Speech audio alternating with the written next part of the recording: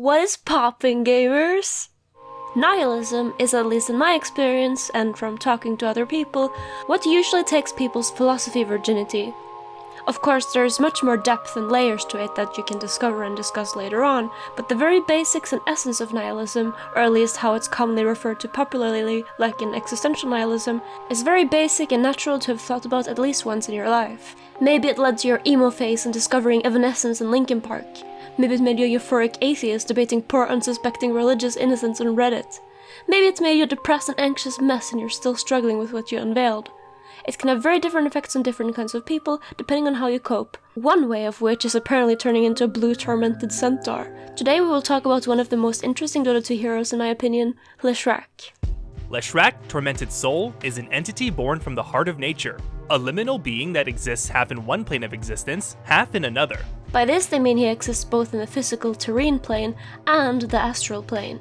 For my video about the 7 planes of existence, check the top right corner. His penetrating intelligence is such that he can never ignore for a moment the agonizing horror at the heart of all creation. Basically, that feel when too intelligent. He can't hide the truth with religion and ideology. He has realized there is no point in life. Once a great philosopher who sought the meaning of existence, he plumbed the depths of nature with the haunted Chronoptic Crystals, and was forever altered by the hideous mysteries thereby revealed to him. So it's possible Leshrac was actually a human once, or at least maybe just a regular centaur. I have a whole video about the centaurs of the Dota 2 universe in the top right corner if you want to know more about them. Now the darkest depths of his enlightenment are illumined only by the fitful glare of his arrogance. He has become an insufferable asshole because of his bitter coping with the meaninglessness of it all.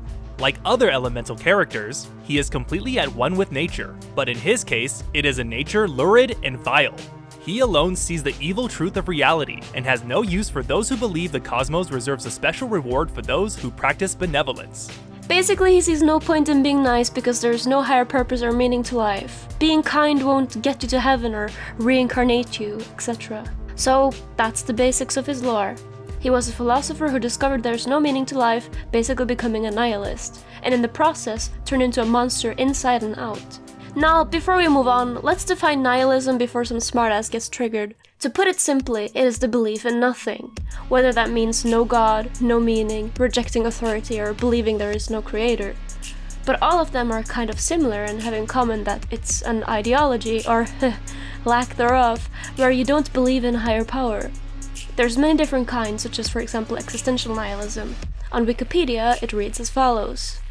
Nihilism is a philosophy, or family of views within philosophy, expressing some form of negation towards life or towards fundamental concepts such as knowledge, existence, and the meaning of life. Different nihilist positions hold variously that human values are baseless, that life is meaningless, that knowledge is impossible, or that some set of entities do not exist. In popular use, the term commonly refers to forms of existential nihilism, according to which life is without intrinsic value, meaning, or purpose.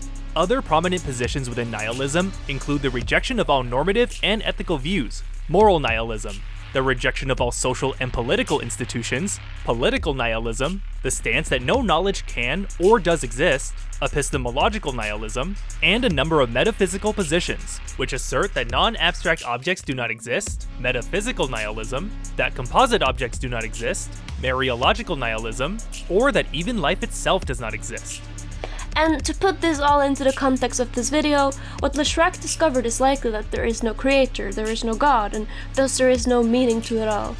I mean, unless you consider the ancients a sort of creator/evolution inducer, and the battle between them a cause to give meaning. And that's what's so strange about Leshrac.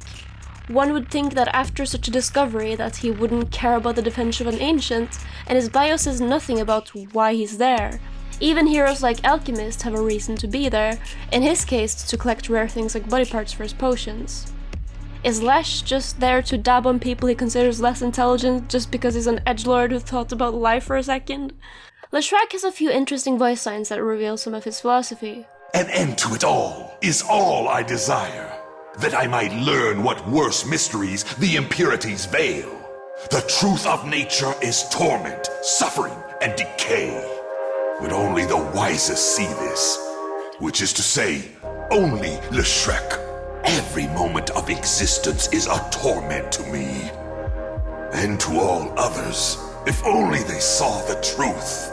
What I gather from this is that we grow up, we suffer, we grow old, and we die. All for no reason, all for nothing.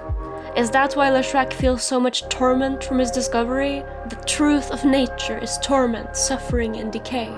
I don't want to talk too much about these because I think it's better to let you think about them for yourself and find your own meaning, much like with life itself. Now, as is common with heroes that have been around for a long time, Lesh doesn't have many voice lines for other heroes. He has no ally voice lines and only 5 for killing enemies. Enchantress, you're a disgrace to 4 legs. Hark, we're both strangers in this strange land. Anti-mage, you couldn't blink away from that one. 2-legged abomination. 2-legged freak. However, there are quite a lot of voice lines from other heroes to Lesh, so let's go through the most important ones. There's voice lines from other centaurs. They will share in your torture, Leshrac. We 4-legged travelers must stick together. Stick with me, Leshrac, and we'll go far. Leshrac seems to not just be a bitter asshole, but also he might derive pleasure in harming others. When comparing him to himself, Dark Willow has this to say: I'm a mischief maker, not a sadist. Meaning that she just likes to troll people and stir the pot, not necessarily hurting others the way Lesh does. Lesh might have killed one of Panglear's friends or lovers, That was for her. which he is very upset about. I let you leave before, Leshrac, but forgiveness will not come easily. Have you forgotten my oath, Leshrac? This time is the next time. Void Spirit has this to say: Yes, that's one way to look at the universe, Leshrac. But I'd argue it's a bit of a stretch. So Leshrac's discoveries are by no means necessarily true.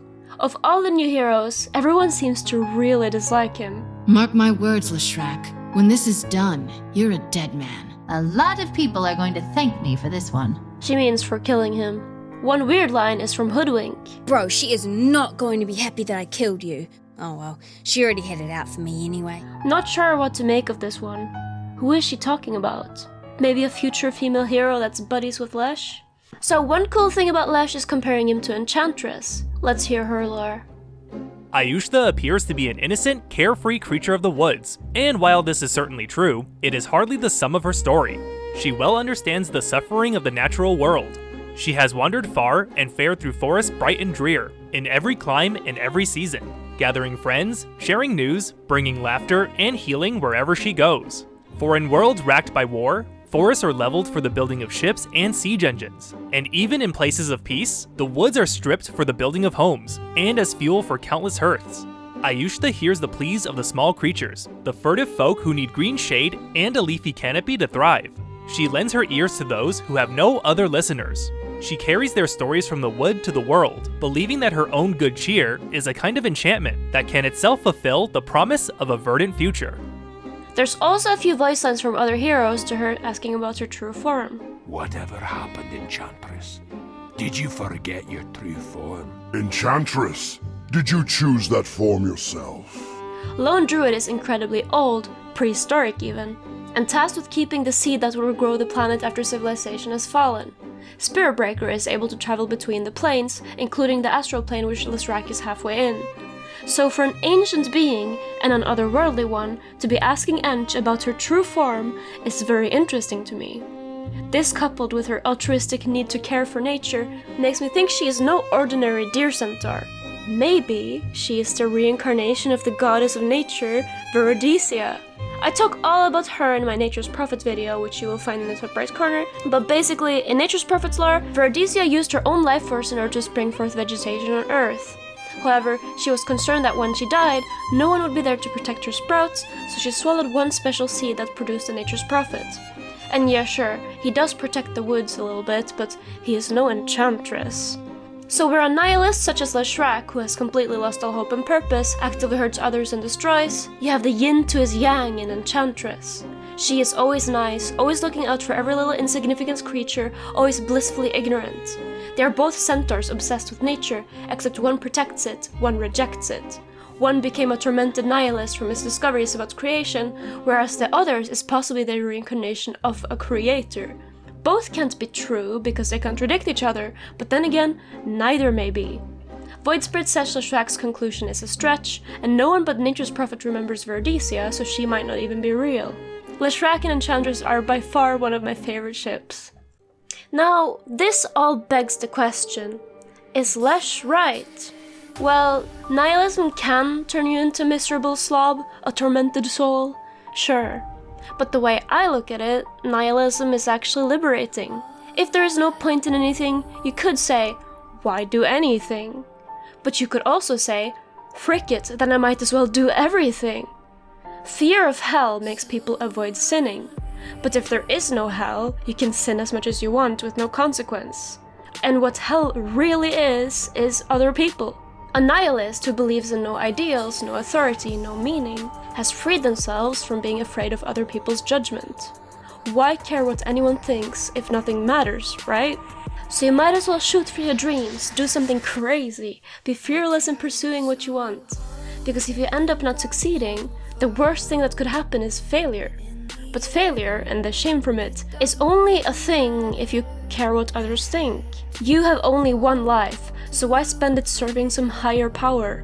You are your own higher power. You are literally God. You're the protagonist of your life. There is no meaning in life to be discovered because it's left blank for you to fill in. And of course, this could mean anything from wanting to be the next big TikTok star to wanting a quiet life, getting married and having children. It also doesn't mean that if your dream is to murder people and bathe in their entrails, you should. And you have to consider that dropping out of high school to become a full-time Twitch streamer is probably not a good idea unless you really enjoy it. You still need a plan and to be realistic, but you should never avoid trying something because you're afraid of what others will think. Take every shot you can take because the ones you don't are a miss. And be kind to people because everyone's a protagonist with their own complex feelings and thoughts just like you. So, the next time you think, what's the point? Why move on? Life is suffering. Well, it's because there is no point that you might as well keep going. You have nothing to lose. So that's it for today's video. Thank you so much for watching. Thank you so much to Dennis Atal for collaborating with me. If you haven't seen his videos already, they are amazing. I hope to see you around, and until next time, peace. I tried so hard and got so far, but in the end, it doesn't